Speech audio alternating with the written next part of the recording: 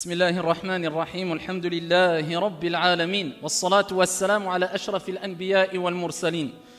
Mes chers frères et sœurs, comme vous le savez toutes et tous, il y a des jours avec et il y a des jours sans. Vous l'avez compris dans la première partie du sermon du vendredi concernant en langue arabe, eh bien on a ici parlé quelque part de ce qu'on appelle at-tafa'ul, c'est-à-dire le fait d'être optimiste, l'optimisme. Car dans la vie, on a besoin d'optimisme, on a besoin d'aller de l'avant, on a besoin d'être fort moralement, psychologiquement. Car comme j'ai dit précédemment, dans la vie, il y a des jours avec et des jours sans. Il y a des jours, ou dis si tu veux simplement, il y a des instants de bonheur et des instants de malheur. Il y a des instants de joie et il y a des instants de tristesse. Il y a des instants où on se sent bien, épanoui, et il y a des instants où on se sent déprimé, ravagé par les soucis et les tristesses. C'est la vie. Allah tabaraka wa ta'ala dit dans le Saint-Coran وَتِلْكَ الْأَيَّامُ نُدَاوِلُهَا بَيْنَ النَّاسِ. Et Allah Jalla wa ala nous rappelle qu'il y a un jour avec et un jour sans.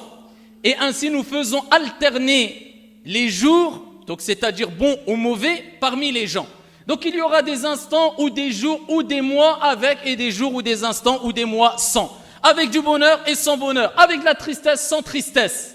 Mais ce qui nous incombe de savoir, ayyuhal ahibba, mes chers frères et sœurs, et là je m'adresse à toutes celles et ceux qui vivent des soucis, des tristesses, des épreuves, et quelque part on vit tous des soucis et des tristesses, des épreuves, on connaît tous plutôt ici ces moments de soucis, de tristesse, ces épreuves petites ou grandes. Eh bien je m'adresse à tout le monde et ainsi qu'à moi le premier, cela ne sert à rien de s'attrister, cela ne sert à rien de baisser les bras, cela ne sert à rien de déprimer, cela ne sert à rien de désespérer, si ce n'est que la tristesse n'engendre que l'accroissement de la tristesse, ne fait qu'accroître la tristesse. L'angoisse ne fait qu'accroître l'angoisse. Les moments de déprime ne font qu'accroître, ou dis si tu veux, ne font que accentuer, amplifier, eh bien la déprime. Et il n'y a pas de solution ainsi. Si on continue à déprimer et déprimer, quand on a commencé à déprimer, eh bien le résultat ne sera que déprime. Si on continue à s'attrister, quand on a commencé à être triste, sans se reprendre en main, sans raisonner, sans être fort moralement, eh bien le résultat ne sera que tristesse. Et ici, tu peux continuer avec tous les autres exemples. C'est pour ça, Hibbati Fillah, ça n'a jamais été une solution pour la personne touchée de dépression que de lui dire, eh bien, continue à déprimer. Ça n'a pas été une solution proposée aux gens qui sont tristes que de leur dire, continue à être triste. Continue à regretter ce que tu as fait. Non, au contraire, on doit leur dire, cela ne sert strictement à rien du tout. Qu'est-ce que ça va changer, billahi alayk? Tu as eu un problème, tu déprimes, tu es triste. Si tu continues à déprimer et à être triste, ça va changer quoi? Ça va changer ton problème? Rien du tout, impossible. La tristesse et continuer à déprimer, ça ne va pas changer, modifier ta situation. En soi-même, cela ne peut pas modifier ta situation. Mais par contre, cela va te plonger dans une dépression. Et combien de jeunes, combien de gens, combien de personnes âgées sont touchées par les angoisses et les dépressions aujourd'hui? Pourquoi? Ils n'arrivent pas à relever la tête. Et c'est pour ça qu'il est important de dire à ces gens-là qui sont touchés par des épreuves ou à nous-mêmes, quand nous sommes touchés par une épreuve, irfa' ra'sak wa kun mutafa'ilan. Lève ta tête ou relève la tête et sois optimiste. Kun qawiyan. Sois fort et ne sois pas faible. قال عليه الصلاة والسلام المؤمن القوي خير وأحب إلى الله من المؤمن الضعيف. Le croyant fort est meilleur et plus aimé auprès d'Allah tabaraka wa ta'ala que le croyant faible. Bien que dans les deux il y a un bien. Mais quand nous parlons du croyant fort, ce n'est pas le croyant fort physiquement. Eh bien c'est là où nous voyons est-ce que tu es fort ou faible. C'est lors des tempêtes, c'est lors des épreuves. C'est celui qui est fort moralement. C'est celui qui est fort au niveau de sa patience. Il arrive à se retenir, à prendre sur soi, à patienter.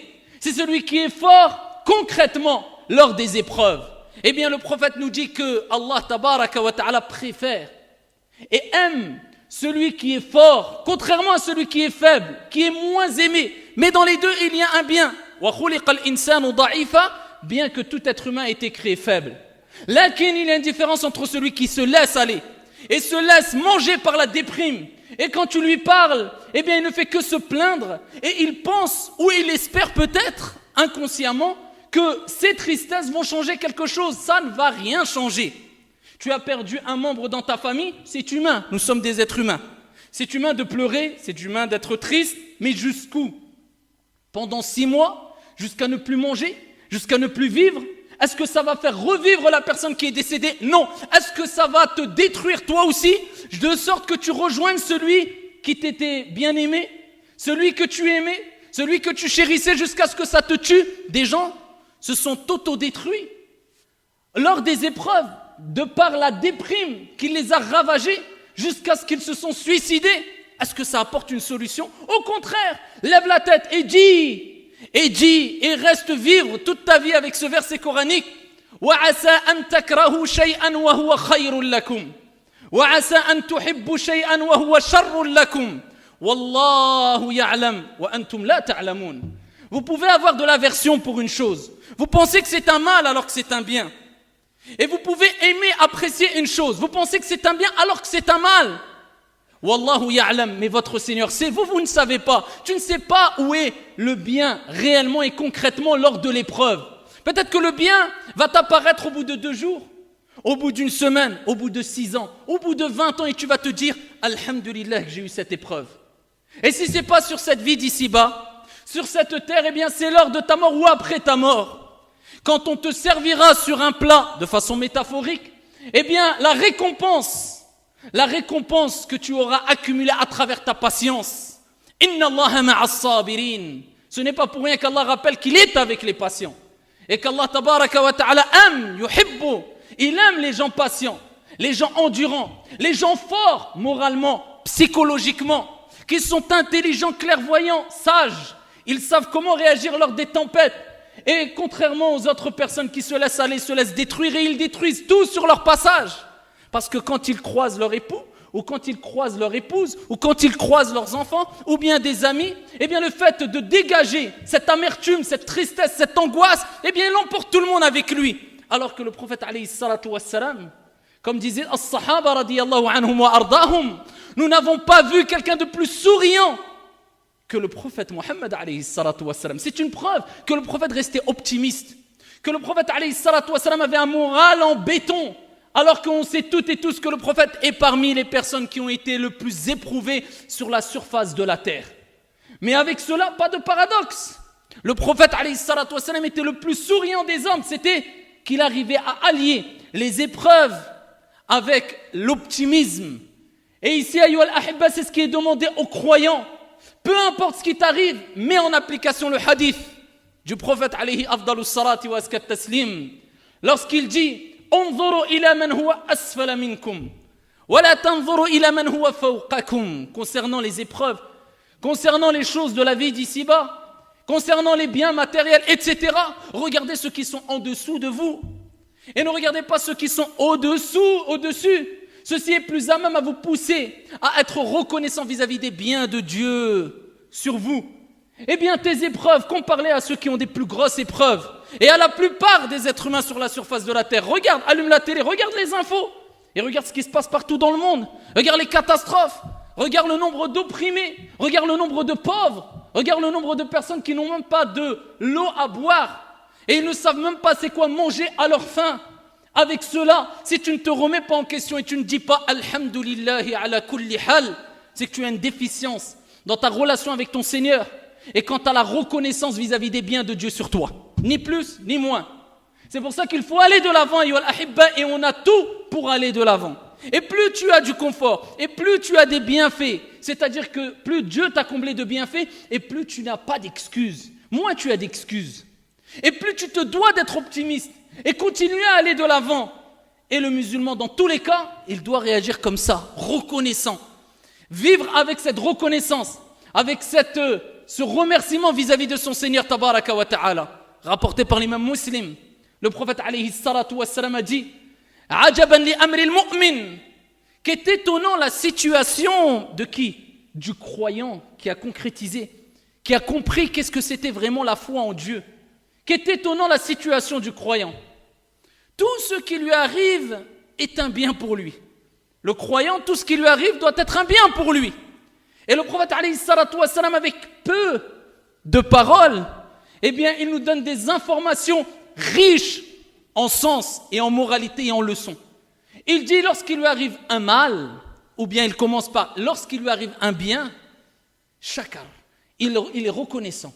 Il remercie son Seigneur Tabaraka wa Ta'ala. Et cela est un bien pour lui. Et lorsqu'il lui arrive un mal, eh bien, il patiente. Il patiente lors de l'épreuve. Et cela est un bien pour lui. Et le prophète dit cela est spécifique qu'aux croyants. Cela n'est spécifique qu'aux croyants.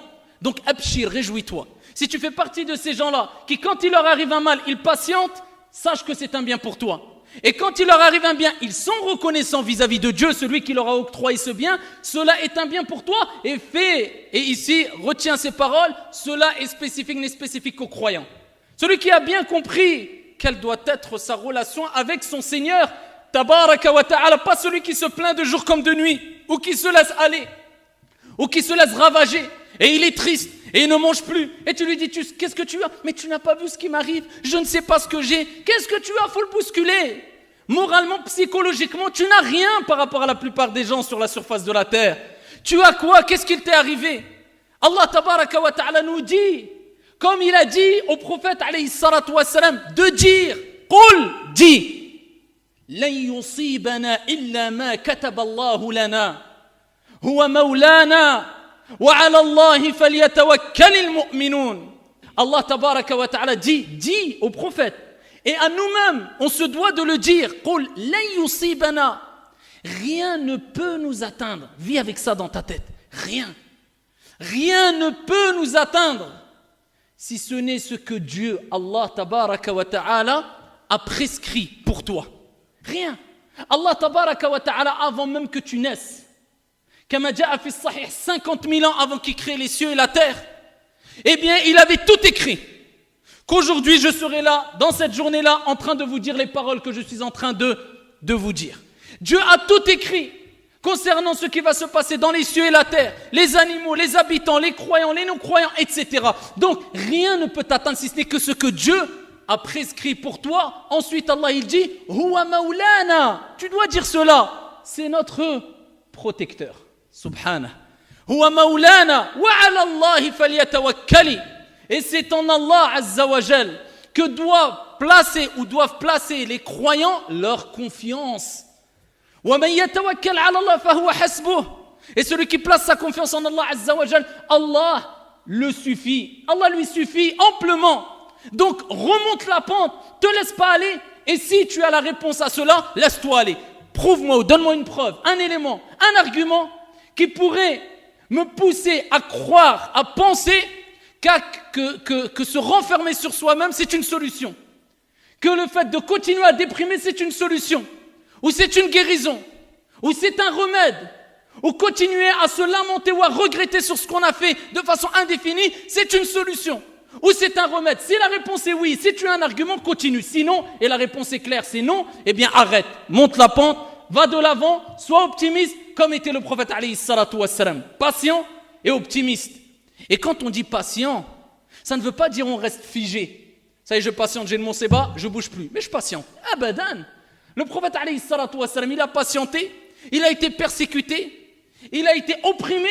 Avec cela, il a été patient tout au long de sa vie. Est-ce que ça veut dire que le prophète est resté dans un endroit, il n'a pas bougé? La patience, c'est quoi? C'est de patienter en étant reconnaissant vis-à-vis d'Allah Tabaraka wa Ta'ala tout en œuvrant. Ça, c'est la patience. Ma patienter, ne plus bouger, c'est pas la patience qui est demandée. La patience, c'est de continuer à aller de l'avant. La preuve. Le prophète, quand il était persécuté, il a patienté. Mais qu'est-ce qu'il a fait dans sa vie, le prophète alayhi salatu wassalam? Il a continué à œuvrer. Il a continué à répandre le bien, à répandre la paix, à répandre la miséricorde, à éduquer les gens, à transmettre le tawhid, l'unicité d'Allah. Pourtant, il était patient. Pas de paradoxe. La patience, c'est agir.